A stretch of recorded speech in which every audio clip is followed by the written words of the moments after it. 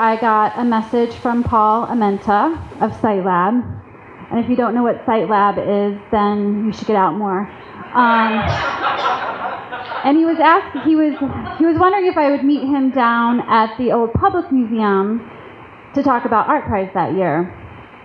And I was really nervous because I knew he was going to ask if DITA, the dance collective that I'm part of, would be official entries in Art Prize that year. And I didn't want to ask him because fuck Art Prize.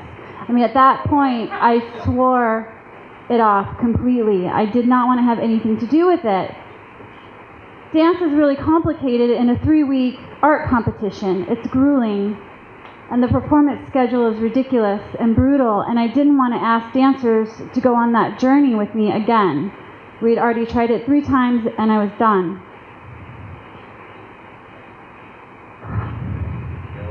Really, I was done.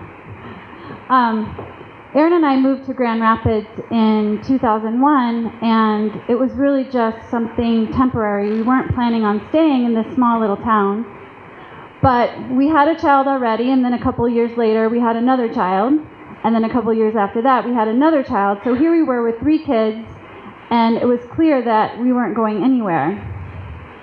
And Aaron got the job at Wealthy Theater, and we started to make connections in the community, and I started to eye that annex space. And I wanted it, and I knew I wanted to do something with dance. Dance was a part of me since I was 8 years old, and I had missed it so much. I was teaching and I was doing other things, but I really wasn't creating, and I really didn't feel like a dance artist anymore. So we created DITA, and I found my people, and we started to do things, and it was fantastic. And it says in our mission that we are here to foster an appreciation of dance in Grand Rapids. And so standing in that grand hall in the old public museum with Paul in front of me, asking me to be a part of Art Prize that year, I had to say yes. And so he took us around the museum, and there's all these little gallery spaces, and he said, just pick one, any of them.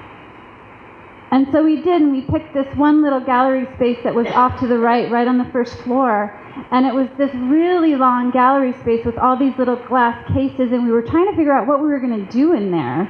I mean, what could we do? Could we like put dancers in the cases and have projections and do all kinds of crazy things? And I was like, no, that's like not right. It's complicated. What are we going to do? So we decided that we would build a stage, and we didn't know what kind of stage we were going to build because it was such a weird room for dance. So we decided to build a ramp, and I remember I was standing there and I said, Aaron, we should build a ramp. We should dance on an angle. And so the audience will come in, and here we are on this ramp, and we should take it from like the floor all the way to the ceiling. And he was like, okay, calm down.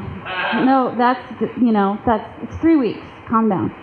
You're going to get tired. And so we decided on this like about 9-foot ramp, and Aaron found the funding. He got someone to build it for us. And on August 15th, I ran up that ramp for the first time, and I stood on the top on the little platform that we had built in for dancers to balance on, and I looked down, and I didn't know what we were going to do, but I knew it was going to be great. I knew it was going to be awesome. So we had about a month to get ready, and we needed like a year, but we did it. And on opening night, we had about 7 or 8 little vignettes that we would rotate out, and depending on what dancers were there, we would plug them in, and then by Friday, the opening party at Sight Lab, and if you've ever been at an opening party for Sight Lab, you know it's crazy. It's nuts. There's so many people, and the energy was fantastic. And I remember being up in the little dressing room, and we were like fucking rock stars. I had like a set list, and I was going through, and I was like, okay, here we go. We're going to do this one, and then these dancers are going to go, and we were like ready. And one thing we knew was that every performance was going to open with this red skirt. So I had this red skirt made, and it was beautiful satin blood red skirt, and it landed all the way down the front of the dancer's feet, and then in the back it was 30 feet long, and it was amazing. And the dancer would start at the top of the museum and run down the stairs, and all the Sight Lab people would get like in the stairwells, and they'd go, the red skirt's coming. Everybody get ready. Here it they would clear the path, and the dancer would run down the stairs and run through the big grand hall and up the other staircase and around and back down again and around the bar, and this red skirt was flowing behind her like a beacon, like this silent alarm that was just calling people into our gallery. And she'd run up the ramp and she would stop and the skirt would flow down this ramp behind her, and it was glorious. It was beautiful. It was beautiful to watch, and it was beautiful to do. It was powerful, and it felt so amazing. And by the first Monday night of Art Prize, they announced we were in the top 5 for time-based art. Hello, mission accomplished. 4 video entries, 1 dance entry. We fucking did it. Sorry, I swear like a sailor. Can't help it. So I knew like we had this, and by the second weekend of Art Prize, we were bloody and we were bruised and we had floor burn in the weirdest parts of our bodies, and we were crying on stage and we were sweating and we were laughing and we were bonding, and it was amazing, and the audience was responding and we were responding back. It was this whole immersive experience, and it was wonderful, and we loved it. It was the greatest project I had ever been a part of in my entire life, I swear to God. Dancing since I was 8 years old, and this was it. It was incredible. 3rd weekend of Art Prize, Friday night, award ceremony. I'm so confident. I'm not a competitive person at all, and I was just like, we so got this. We so got this. We got dressed up, and I'm sitting at this table, and Aaron's with me, and the dancers, and Nate, and they announce the top 5 nominees, and they say, dance in the annex, angle of repose, and the audience went, ah. And then we lost. And I look over, and I see Dana from the Gram accepting the award on the behalf of the artist who won, who happened to be at his museum, and they're handing him flowers. And I'm going, those are my flowers. Those belong to me. Those belong to dance. I can feel my face getting really, really hot, and I can feel the tears welling up, and I'm sitting there going, Amy, you are a rational human being. Don't cry. How embarrassing. Don't sit here and cry. And my face is kind of contorting, and I'm going into this really ugly place, and I have to just sit there for the rest of the ceremony and deal with it. Finally, the award ceremony was over, and I grabbed Aaron's hand, and I said, get me out of here. Get me out of here. I can't. And people are stopping me, and they're saying, oh, you got robbed. And I'm like, I know, I gotta go. And I finally get to the car, and he sits me down in the passenger seat, and I just weep.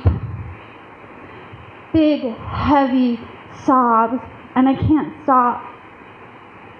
And for days and weeks and months later, I can't stop. It wasn't that we lost, it really wasn't. I just wanted that feeling back. I wanted that feeling of being in that red skirt and running through Mark Dean Vaca's piece and into that gallery and people following me up that ramp. I wanted that back. And nothing I did, nothing could compare. Daily life was such a drag. I just wanted to stay in bed.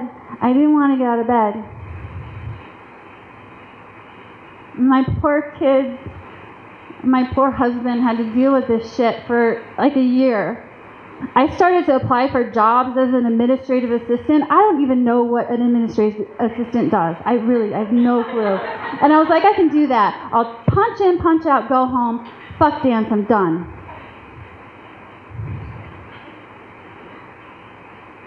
So, almost a year after the award ceremony where we lost, I decided I needed help. It was too big. It wasn't fair to Aaron, and he was trying to deal with me, and I couldn't do life. So I made an appointment with the doctor, and I'm sitting there on the table, and I'm naked in that paper gown, that they give you, and I'm trying to say the words. I'm depressed, I'm anxious, I don't know what to do. I can't I'm trying to figure out a way to say it, and I can't say it. And nobody knew at that point besides Erin. I just couldn't say it. And she's going through her checklist. She's asking me things like, how many drinks do you have? I'm like, just one. Dinner. Promise. That's it.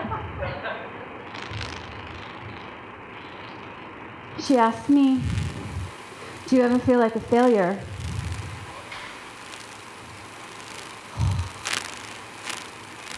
I didn't know what to say. I couldn't say it. And I started to shake and started to feel those tears again and felt my face get really hot. And she asked me again, do you ever feel like a failure to your friends and your family? I said, yes. Thank you.